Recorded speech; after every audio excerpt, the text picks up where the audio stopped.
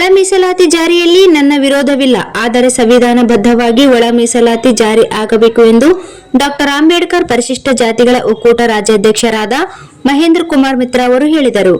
ಅವರಿಂದು ನಗರದ ಸುದ್ದಿಗಾರರೊಂದಿಗೆ ಮಾತನಾಡುತ್ತಾ, ಮಾದಿಗ ಸಮುದಾಯದ ಕೆಲ ಜನರು ಒಳ ಮೀಸಲಾತಿ ಜಾರಿಗೆ ತಕರಾರು ಮಾಡುತ್ತಿದ್ದಾರೆ ಎಂದು ನನ್ನ ವಿರುದ್ಧ ಸಾಮಾಜಿಕ ಜಾಲತಾಣ ವಿಡಿಯೋ ವೈರಲ್ ಹರಿಬಿಟ್ಟಿದ್ದು ಅಪಪ್ರಚಾರ ಮಾಡುತ್ತಿದ್ದಾರೆ. ಒಳ ಮೀಸಲಾತಿ ವಿರೋಧವಿಲ್ಲ, ಆದರೆ ಸಂವಿಧಾನಬದ್ಧವಾಗಿ ನ್ಯಾಯ ಕೇಳುವುದು ತಪ್ಪೇ ಎಂದು ಪ್ರಶ್ನಿಸಿದರು. ಇಂದಿರಾ ಸಹಾನಿ ಪ್ರಕರಣದಲ್ಲಿ ಸರ್ವೋಚ್ಚ ನ್ಯಾಯಾಲಯವು ನೀಡಿದ ತೀರ್ಪಿನ ಪ್ರಕಾರ ರಾಜ್ಯದಲ್ಲಿ ಮೀಸಲಾತಿಯ ಪ್ರಮಾಣ 56ರಿಂದ 50ಕ್ಕೆ ಇಳಿಕೆ ಆಗಬೇಕು ಎಂದರು. 2024ರಲ್ಲಿ ದೇಶದ ಸರ್ವೋಚ್ಚ ನ್ಯಾಯಾಲಯವು ಸ್ಟೇಟ್ ಆಫ್ ಪಂಜಾಬ್ ವರ್ಸಸ್ ವಿರುದ್ಧ ದೇವೇಂದ್ರ ಸಿಂಗ್ ಪ್ರಕರಣದಲ್ಲಿ ನೀಡಿದ ತೀರ್ಪಿನ ಪ್ರಕಾರ ಪರಿಶಿಷ್ಟ ಜಾತಿಯವರಲ್ಲಿ ವರ್ಗೀಕರಣ ಮತ್ತು ಕೆನೆ ಪದರವನ್ನು ಜಾರಿ ಮಾಡಬೇಕು. ಈ ಹಿಂದೆ ರಾಜ್ಯ ಸರ್ಕಾರವು ಕರ್ನಾಟಕ ರಾಜ್ಯದ ಪರಿಶಿಷ್ಟ ಜಾತಿಯವರಲ್ಲಿ ವರ್ಗೀಕರಣ ಮಾಡುವ ಸಂದರ್ಭದಲ್ಲಿ 3 ಗುಂಪುಗಳನ್ನಾಗಿ ಮಾಡಿತ್ತು. ಇದು ಕಾನೂನಿನ ಪ್ರಕಾರ ತಪ್ಪು. ಪರಿಶಿಷ್ಟ ಜಾತಿಯವರಲ್ಲಿ ಕೇವಲ 2 ಗುಂಪು ಮಾಡಬೇಕು.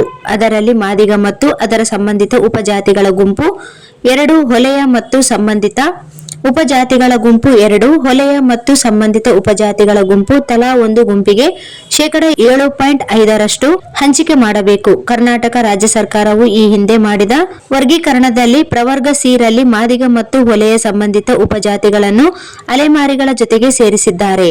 ಅಲ್ಲಿಂದ ಅವರನ್ನು ತೆಗೆದು ಮೇಲಿನ 2 ಗುಂಪುಗಳಿಗೆ ಸೇರಿಸಬೇಕು. ಮೀಸಲಾತಿ ಅನುಗುಣವಾಗಿ ರಾಜ್ಯದಲ್ಲಿ ಹುದ್ದೆಗೆ ನೀಡಬೇಕು ಎಂದು ಒತ್ತಾಯಿಸಿದ್ದಾರೆ.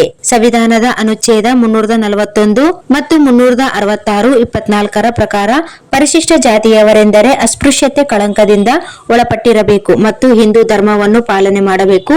ಕರ್ನಾಟಕ ರಾಜ್ಯ ಪರಿಶಿಷ್ಟ ಜಾತಿಯವರು ಹಿಂದೂ ಧರ್ಮವನ್ನು ಹೊರತುಪಡಿಸಿ ಬೌದ್ಧ ಧರ್ಮ, ಕ್ರೈಸ್ತ ಧರ್ಮ ಮತ್ತು ಬೇರೆ ಯಾವುದೇ ಧರ್ಮವನ್ನು ಮಾಡಿದಲ್ಲಿ ಅವರ ಜಾತಿ ಪ್ರಮಾಣ ಪತ್ರವನ್ನು ಸರ್ಕಾರ ರದ್ದು ಮಾಡಬೇಕು. ಅದೇ ರೀತಿ ಅವರನ್ನು ಮೀಸಲಾತಿಯಿಂದ ಹೊರ ಇಡಬೇಕು ಎಂದು ಆಗ್ರಹಿಸಿದರು. इस वीडियो को लाइक करें, हमारे चैनल को सब्सक्राइब करें और बेल आइकन जरूर प्रेस करें हमारी न्यू वीडियो सबसे पहले देखने के लिए।